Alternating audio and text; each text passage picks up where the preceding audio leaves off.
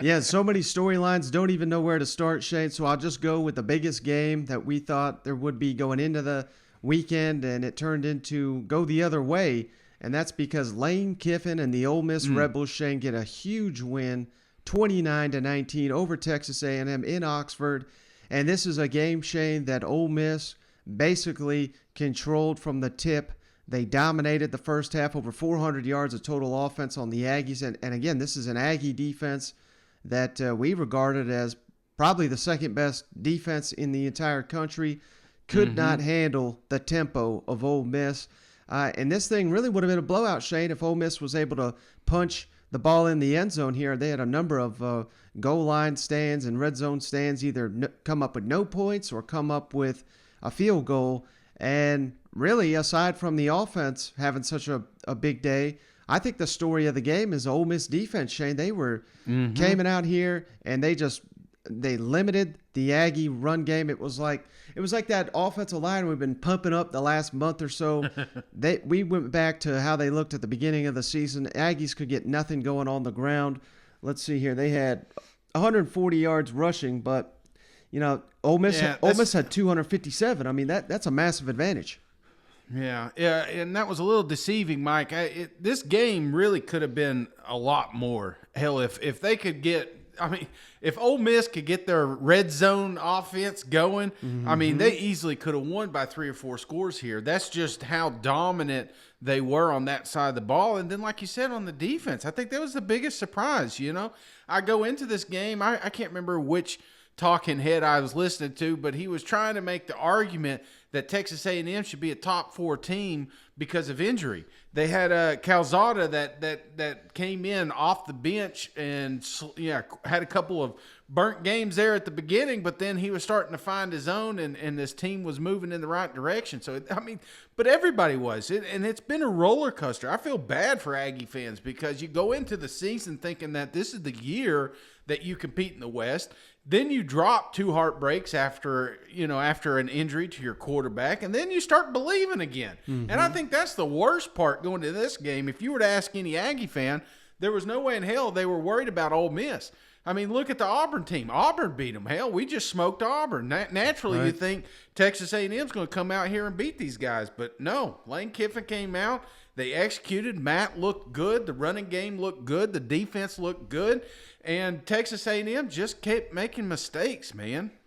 Yeah, and I don't know about you, Shane, but it kind of reminded me of, maybe this is not the best example, but Kentucky in years past, Georgia in years past, where you got this really good defense, and they're keeping you in the game. They're fighting, they're clawing, and you're just hoping that the offense will give you something.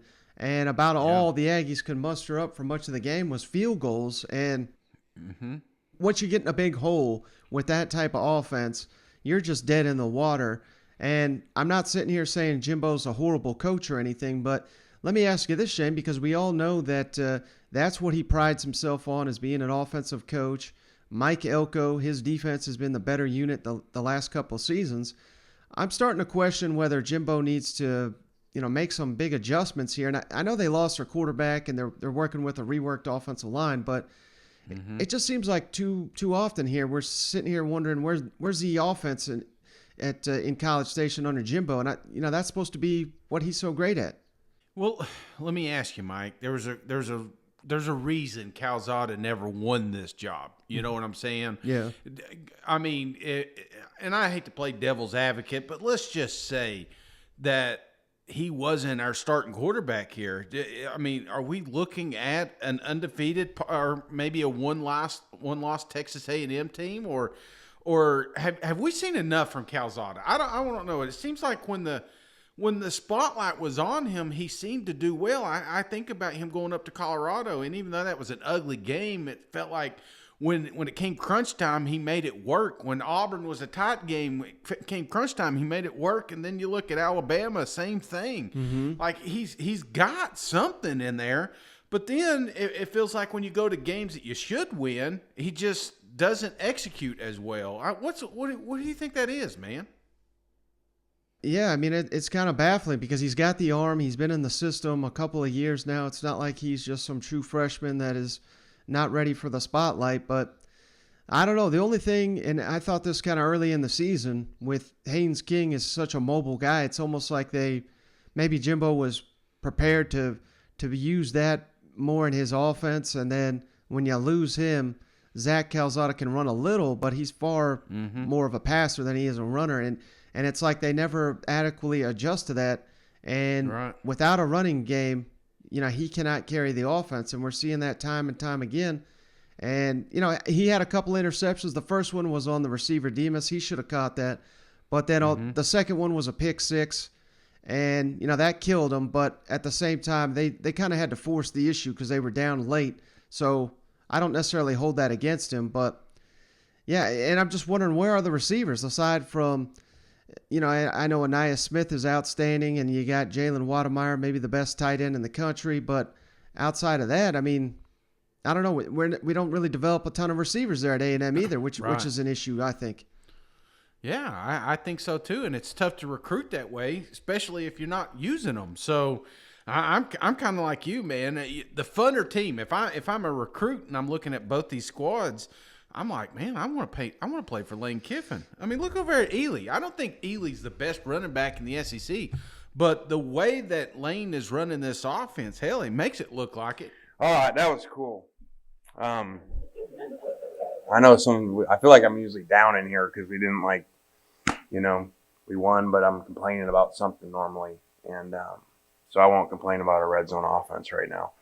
But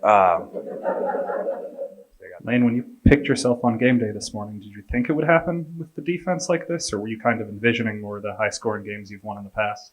I don't really do that anymore because it doesn't work. So sometimes I think they're going to be one way or not. I would not have thought we were going to have 400 yards at halftime. I mean, that's on pace for 800 yards in the game. So, and I certainly would have thought we'd only have whatever it was, 13 points or something with 400 yards. So, like I say, every game has its own deal and it's different every week, whoever you're playing, and you never know. It's hard to predict what's going to happen. So the defense stepped up.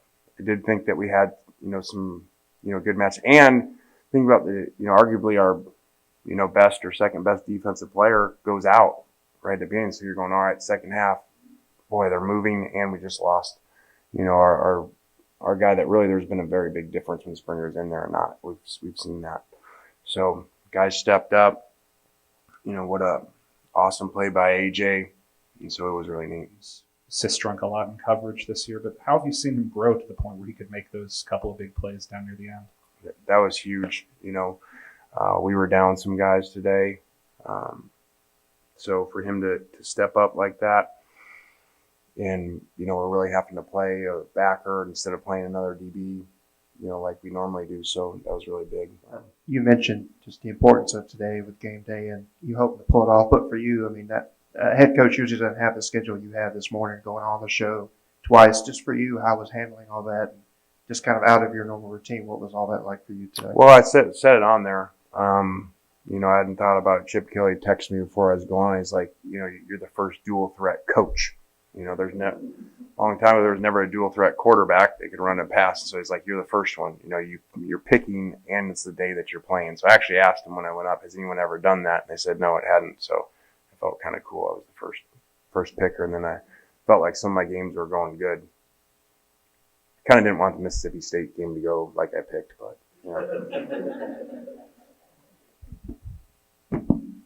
But I did say what a great offensive coach Leach is, and it was high scoring. So maybe I got a career. In that game. So What do you see on the 2 interceptions, Coach? 2 interceptions, dropped them, got to catch it. And the other one, 2 receivers tangled up, rolled up deep, got inside, got a flat, and he threw it too far inside. Once they tangled it, threw the timing of it off. Once their feet got tangled on the route, when they come off, they tripped and got stumbling, got going, and it threw the timing of it off. And he's got to throw it way wide. Just try to be wide because it allowed the safety to get over the top. That's what I saw there. I'll look at the film and see. Joe, do you think the drops that happen, do you think that affects Zach to some degree? Well, it affects anybody. It always affects a quarterback, but you can't let it affect you. Just like a missed run or a miss. I mean, we talk about a drop, but we had a couple missed runs inside. We missed a couple missed blocks. We were one block. There were 2 big runs. We're a half a man. If we get our hat to the outside shoulder, they're out the gate. But that's, it's a game of inches. You fight for the inches. And they won the inches the second half. We won them for the most part the second half. I mean, they won the first half. We won them a lot the second half until the end where we just didn't finish and make the plays. That was a disappointing thing because we got ourselves, after all that, back in a position you could still win the game. You know what I'm saying? And just didn't finish it the way we need to finish. So we need to grow from that and learn.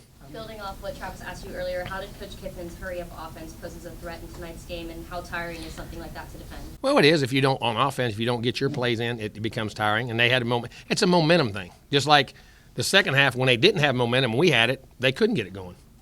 I mean, they struggled just like we did in the first half. It was basically they had 96 yards the first half. We had 80. We had 300 the second half. They had 370 the first half. I mean, it was the same. It was a flip of two halves. So those offenses are great. I mean, they are, and they get momentum and going, but they're the same thing when they don't have momentum. Everything is in momentum. So first half, they played it great. Second half, we could have finished on offense and been better.